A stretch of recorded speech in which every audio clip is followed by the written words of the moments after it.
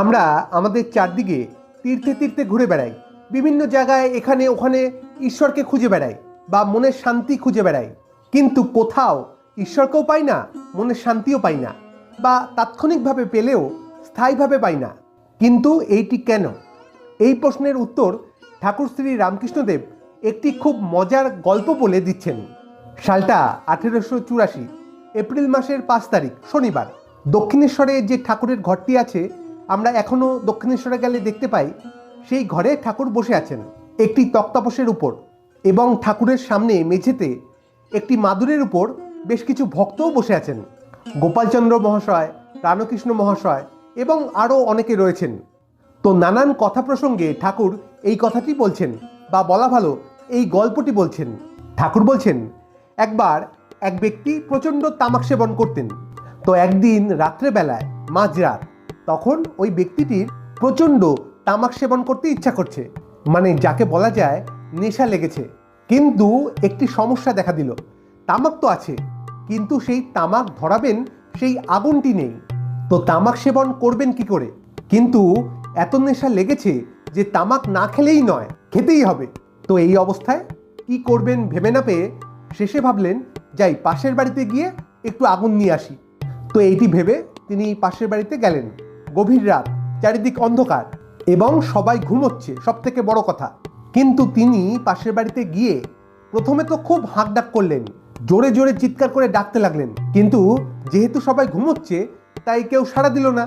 তো তিনি আরও জোরে ডাকতে লাগলেন, এবং শেষে সাড়া না পেয়ে তিনি দরজা জানলা একদম জোরে জোরে ধাক্কা মারতে লাগলেন। তো শেষ পর্যন্ত বাড়ির যে গৃহস্বামী তিনি শুনতে পেলেন, তিনি উঠে পড়লেন, এবং তিনি উঠে উপর থেকে, মানে দোতলা থেকে নিচে নেমে আসলেন হন্তদন্ত হয়ে, যে কি হয়েছে। তো তিনি এসে দেখছেন পাশের বাড়ির ব্যক্তিটি। তো ওনাকে বলছেন, এত রাতে কি ব্যাপার, কি মনে করে? তখন ওই ব্যক্তিটি বলছেন, কি আর মনে করে আসবো, তুমি তো ভালো করেই জানো আমার তামাক খাওয়ার কতটা নেশা আছে। তো ভাই, খুব জোর তামাক খেতে ইচ্ছা করছে, কিন্তু আগুন নেই, তাই তো তোমার কাছে এলাম আগুন নেওয়ার জন্য। তো এই কথাটা শুনে ওই গৃহস্বামীটি হাসতে শুরু করলেন।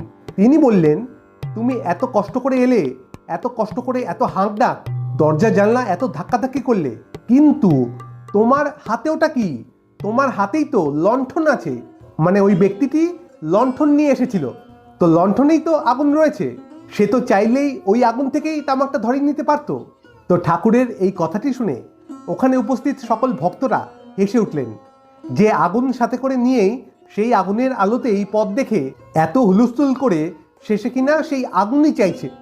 আমাদের অবস্থাও ঠিক তেমন।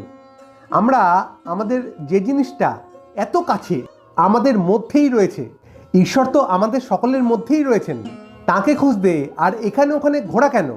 যে জিনিস আমার সব থেকে কাছে, সব থেকে আপন, সব থেকে নিকট, সেই জিনিসকে সারা পৃথিবীতে খুঁজে বেড়ালেও কোথাও পাবো না। কারণ আমরা তো আসল জিনিসটা কি তাই তো বুঝতে পারছি না। আমি আর ঈশ্বর কি অভেদ। আমরা যদি আমাকেই চেনার চেষ্টা করি, আমাকেই খুঁজি, যদি নিজেকে চিনতে পারি, তাহলেই তো ঈশ্বরকে চিনে গেলাম, ঈশ্বরকে পেয়ে গেলাম। আর কি চাই? ঈশ্বর সর্বভূতে আছেন, তিনি সব জায়গায়, সব সময়, সবখানে। আমি, তুমি, সে, ও, কেউ ঈশ্বর ব্যতীত কিছু নয়। হ্যাঁ, এখানে একটি প্রশ্ন আছে, তাহলে কি তীর্থে যাওয়ার কোনো মানে নেই? অবশ্যই আছে। তীর্থে যাওয়ার উদ্দেশ্যই হলো, প্রধান লক্ষ্যই হলো মনের মধ্যে ভক্তির জাগরণ। ধরা যাক এই দক্ষিণেশ্বরে ভবতারিণী মায়ের মন্দিরে গেলাম, ওটি একটি অন্যতম তীর্থ।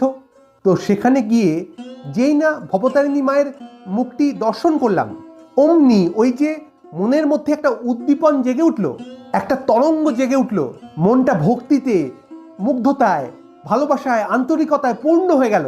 এইটিই হলো তীর্থের আসল উদ্দেশ্য।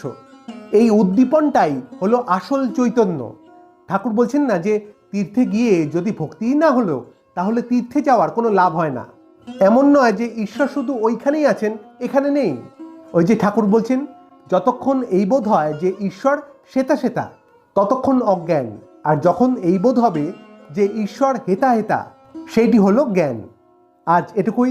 আবার দেখা হবে অন্য কোনো ভিডিওতে। ভালো থাকবেন, সুস্থ থাকবেন। ধন্যবাদ। জয় ঠাকুর।